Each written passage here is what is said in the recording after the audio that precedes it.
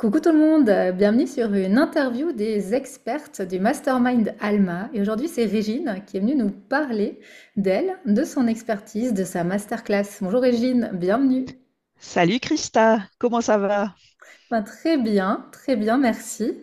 Merci premièrement d'avoir accepté d'intervenir dans Alma en tant qu'experte. Tu étais déjà intervenue dans l'académie il y a 2 ou 3 ans en arrière justement en tant qu'experte. Donc heureuse de t'accueillir sur une nouvelle thématique aujourd'hui puisque tu as changé de thématique. Alors avant qu'on découvre un peu ce que tu vas nous proposer dans Alma, est-ce que tu serais d'accord de commencer par te présenter? Qui es-tu en tant qu'experte dans l'académie cette année? Alors avec grand plaisir. Je m'appelle Régine, je viens de Sierre et en fait à la sortie de mes études j'ai créé un bureau qui s'appelait Affaires classées pour aider les gens dans ce qui est administratif. Donc ça allait de rédiger une lettre, remplir une déclaration d'impôt et puis ce bureau a grandi petit à petit et c'est vrai que après 17 ans j'ai eu envie de faire autre chose parce que j'en pouvais plus des papiers et je me suis dit, mais qu'est-ce que j'ai envie de transmettre? Qu'est-ce que je transmets déjà?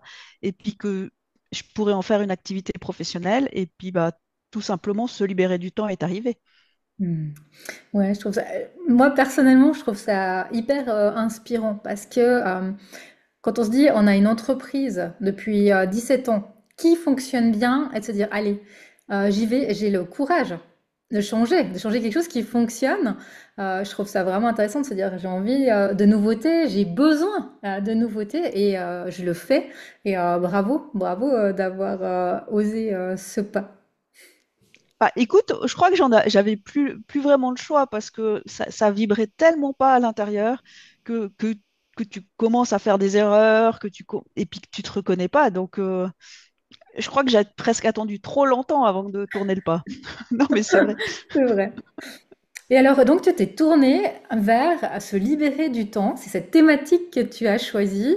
Et alors, moi, je suis curieuse. J'ai envie de savoir comment tu arrivé à cette thématique du temps, à cette expertise, nouvelle expertise.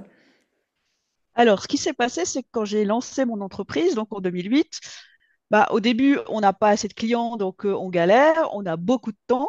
Puis après, c'est comme une boule de neige qui grandit, qui grandit, qui grandit. Puis au bout d'un moment, j'avais plus assez de temps. Et Hmm. c'est vrai que j'ai testé beaucoup d'outils pour justement gagner du temps. Ouais. Et, et c'est vrai que j'avais des journées ultra optimisées. Donc en fait, il y avait l'entreprise qui grandissait, j'étais active dans une dizaine d'associations. Et puis au bout d'un moment, je me suis dit, mais c'est invivable parce que je gagne du temps, mais je ne suis pas bien. Hmm. En fait, je faisais des activités qui ne me convenaient plus, pas ou plus, c'est selon. Et puis, c'est là que je me suis dit, il faut que je revoie ma relation au temps. Et ça, c'était en 2017. Donc, petit à petit, j'ai coupé certains engagements, j'ai revu le travail. Et après, j'ai été vers des outils qui me permettaient plus d'aligner un temps de qualité avec moi. Ouais. Ouais, ce que je trouve intéressant justement, c'est le fait que ça vienne de ta propre pratique, vraiment de ton expérience professionnelle au niveau de ton entreprise, d'avoir pu ajuster. Et aussi cette problématique assez paradoxale, je vois dans les accompagnements des personnes que j'ai, des entrepreneurs que j'ai, c'est qu'au début, comme tu as dit, on a plein de temps pour faire plein de choses et finalement notre temps devient toujours plus restreint et comme je dis toujours à tous les entrepreneurs que j'accompagne, en fait, chaque palier de notre croissance entrepreneuriale, elle amène de nouvelles difficultés. Bon, on se dit, ah bah, quand j'aurai plus de clients, je serai plus à l'aise au niveau financier, mais finalement, ok, j'ai plus de clients, mais en même temps, bah, comme tu le dis, ça demande que je réajuste mon horaire, que je revoie mon temps, que je revoie mon planning, et il y a de nouvelles difficultés qui émergent, qui viennent se mettre en lumière. C'est exactement ça. Et puis en fait, je me suis rendu compte que beaucoup de clients qui venaient me voir pour l'administratif, en fait, on parlait aussi d'autres choses, dont le temps. Ouais. Parce qu'ils ont aussi vu que je courais dans tous les sens, puis d'un coup que j'étais beaucoup plus sereine. Régine, comment t'as fait? Enfin, et après, je me suis dit, mais ça, c'est une évidence, j'ai envie de transmettre ça aux gens, puis ceux qui seront interpellés par cette thématique viendront me voir. Ouais. Et c'est justement la thématique que tu vas aborder dans ce premier module de Alma, du Mastermind, qui est dédié à tout ce qui est organisation, temps, lieu vraiment de travail. Dans cette, un peu, j'appelle ça la première structure. On est dans le chakra racine, hein, vraiment de bâtir une structure solide. Et tu vas venir nous parler des voleurs de temps. C'est le titre de ta masterclass. Est-ce que tu peux nous dire deux mots sur cet atelier des voleurs de temps? Oui, alors en fait, souvent on dit j'ai pas le temps.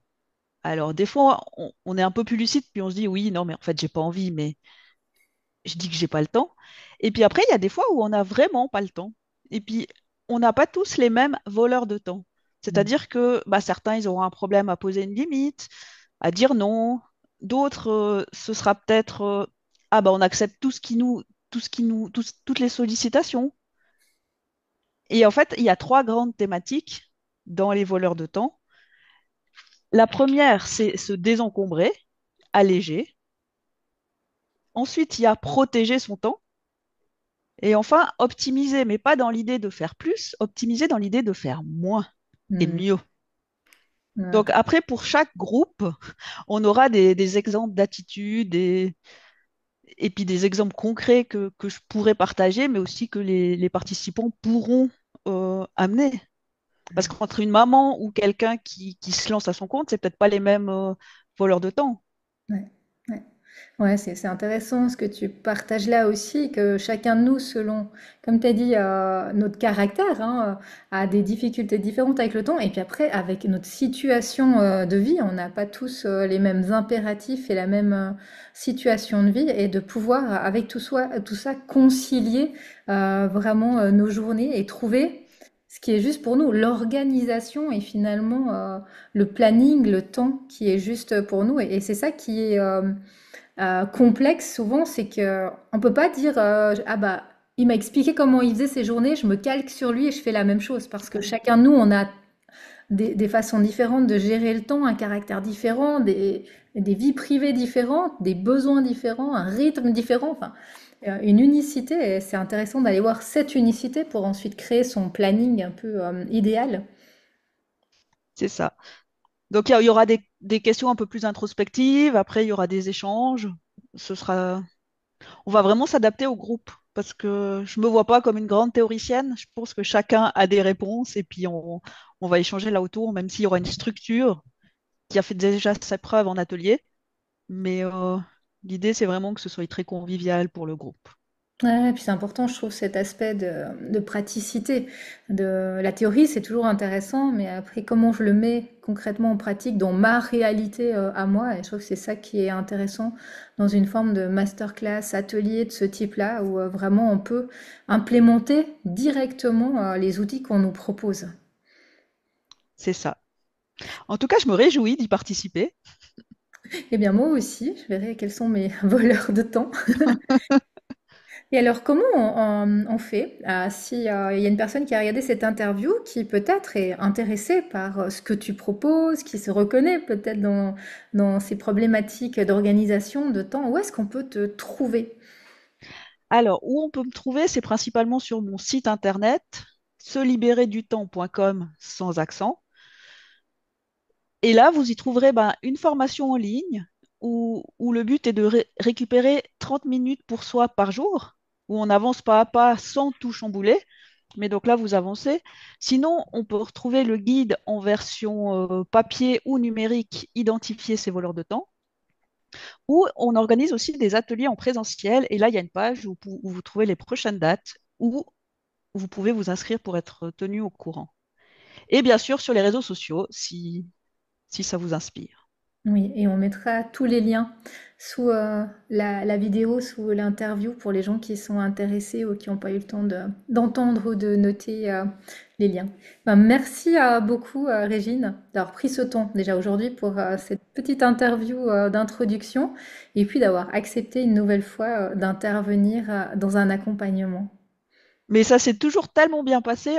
Il y avait la masterclass, mais il y avait aussi un atelier qu'on avait fait ensemble. Oui, c'est Donc, vrai. je ne sais pas si tu te souviens, Oui. mais donc ça s'est toujours très bien passé. Donc, non, là, j'ai hâte. Ouais, ben, merci. À bientôt, Régine. À bientôt.